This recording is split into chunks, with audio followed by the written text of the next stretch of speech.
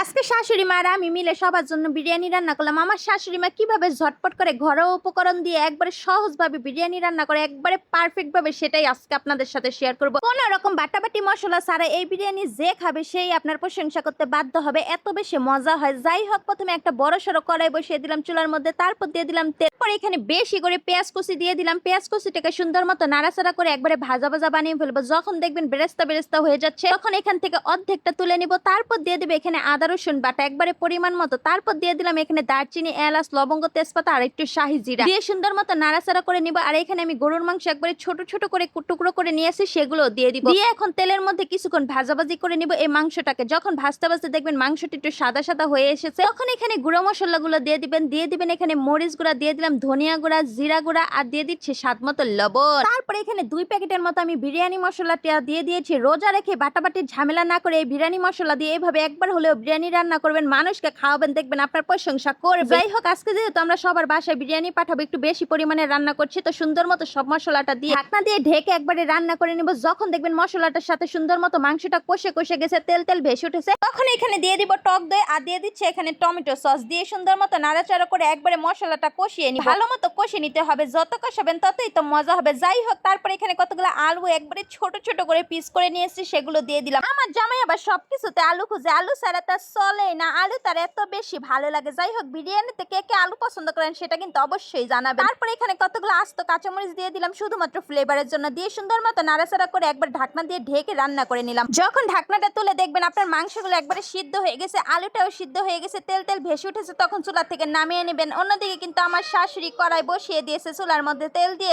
সুন্দর মতো এখানে পোলাওয়ের চাল ধুয়ে একবারে দিয়ে দিল সেট করে। আমার শাশুড়ির সাথে আমি পারি না গো, শাশুড়ি এত তাড়াহুড়া করে সবকিছু নিয়ে যাই। শাশুড়ি এদিকে চাল ঢেলে দিল, আমি এদিকে সুন্দর মতো নাড়াচাড়া করলাম। তারপর শাশুড়ি মান স্বাদ মতো লবণটাও দিয়ে সুন্দর মতো নাড়াচাড়া করা শুরু করে দিলাম। নাড়াচাড়া করে যখন চালটা একবারে ভাজা ভাজা হয়ে যাবে, তখন কি করলো, তখন এখানে অর্ধেকটা মাংস দিয়ে দিয়েছে। আজকে আমরা 2 পাতিলে রান্না করব, যেহেতু বেশি পরিমাণ, আমাদের আবার সিলিন্ডার গ্যাস গুনে তো বেশি জ্বলে না, তাই 2 পাতিলে রান্না করবো। আপনারা চাইলে কিন্তু 1 পাতিলে রান্না বসিয়ে দিতে পারেন, একই প্রসেসে। যাই হোক, তারপর সুন্দর মতো চালের সাথে একবারে মাংসটাকে মিশিয়ে দিতে হবে নাড়াচাড়া করে। অন্যদিকে কিন্তু আরেক পাতিল চুলার মধ্যে বসিয়ে দিয়েছে, যেই পাতিলে আমরা মাংস রান্না করেছি সেই মাংস সহ একবারে পাতিলটা বসিয়ে দিয়ে একবারে সুন্দর মতো চালটা ধুয়ে সুন্দর মতো একবারে ঢেলে দিল। তারপর সুন্দর মতো নাড়াচাড়া করে এখন মাংসের সাথে মিশিয়ে নিব। তারপর স্বাদ মতো লবণটাও দিয়ে দিয়েছি। এদিকে কিন্তু একবারে ফুটন্ত গরম পানি আমার শাশুড়ি মা ঢেলে দিয়েছে। আমার শাশুড়ি মা আবার আন্দাজ মতোই দিয়ে দিতে পারে, কোনো মাপজাপ লাগে না তার। যাই হোক, আপনারা যদি আন্দাজ না বুঝেন, তাহলে যে পরিমাণ চাল নেবেন তার ডাবল পরিমাণ কিন্তু পানি নিয়ে নেবেন, তাহলে কিন্তু একবারে সুন্দর ঝরঝরে হয়ে যাবে। অন্য পাতিলে কিন্তু আমি কিছুটা মটরশুঁটিও দিয়ে দিলাম। আমার জামাইয়ের বিরিয়ানির মধ্যে আলুও লাগবে, মটরশুঁটিও লাগবে, তার সবকিছু লাগবে। যাই হোক, তারপর সুন্দর মতো নাড়াচাড়া করে ওই চালটাকে একবারে ভাজা ভাজা করে নিব। যখন দেখবেন ওই চালটা একবারে ভাজা ভাজা হয়ে গেছে, তখন এটাকে মধ্যে একবারে গরম পানি দিয়ে দিবেন। যখন দেখবেন পানিটা বলক চলে এসেছে, তখন কি করবেন, ঢাকনা দিয়ে ঢেকে একবারে সুন্দর মতো লো হিটে আস্তে আস্তে করে দমে রান্না করে নেবেন। তারপর 20 মিনিট পর দেখবেন আপনার বিরিয়ানি একবারে রেডি। এত সুন্দর ঝরঝরে একটা বিরিয়ানি হয়েছে, কি আর বলবো, খেতেও কিন্তু অনেক বেশি মজার হয়েছে। যাই হোক, রান্না শেষে কিন্তু উপর দিয়ে ঘি দিয়ে দিলাম। ঘি দেওয়ার কারণে অনেক সুন্দর একটা ঘ্রাণ আসে, খেতেও কিন্তু অনেক বেশি মজা হয়। সুন্দর মতো ঘিটা দিয়ে নাড়াচাড়া করে নিলাম। ওই পাতিলের বিরিয়ানিও কিন্তু একবারে রেডি হয়ে গেছে। দেখেন, এটাও কিন্তু অনেক বেশি ঝরঝরা হয়েছে। আমার শাশুড়ি কিন্তু একবারে পারফেক্ট ভাবে আন্দাজ মতো পানিটা দিতে পারে, এত বেশি ঝরঝরা হয় তার পোলাও আর বিরিয়ানি। আমার কাছে বিরিয়ানি রান্না অনেক বেশি সহজ মনে হয়। আপনাদের কার কার কাছে এটা মনে হয়? ভাতের থেকে মনে হয় বিরিয়ানি রান্না বেশি সহজ। যাই হোক, যে পেঁয়াজটা তুলে রেখেছিলাম সেই পেঁয়াজ বেরেস্তাটা উপর দিয়ে দিবে, এতে করে খুব সুন্দর একটা ঘ্রাণ আসবে। তারপর আমার শাশুড়ি কিন্তু সবার বাটিতে বাড়াবাড়ি শুরু করে দিয়েছে। তারপর নানা রকম ইফতার আইটেম আর ফলমূল দিয়ে সবারটা রেডি করে এই যে ডেলিভারি ম্যানদের কাছে পাঠিয়ে দিল। এই 2 ডেলিভারি ম্যান এখন সবার বাসায় বাসায় যে দিয়ে আসবে। আমাদের ডেলিভারি ম্যানগুলো কেমন অবশ্যই কিন্তু জানাবেন। যাই হোক, আজকের ভিডিওটি এই পর্যন্ত। যদি ভিডিওটি ভালো লাগে অবশ্যই লাইক কমেন্ট শেয়ার দিতে কিন্তু ভুলবেন না। আর এই 2 ডেলিভারি ম্যানের জন্য কিন্তু অনেক বেশি বেশি দোয়া করবেন। যাই হোক, মাশাআল্লাহ মাশাআল্লাহ, আজকের মতো এই পর্যন্ত। দেখা হবে নেক্সট কোনো ভিডিওতে। আল্লাহ হাফেজ।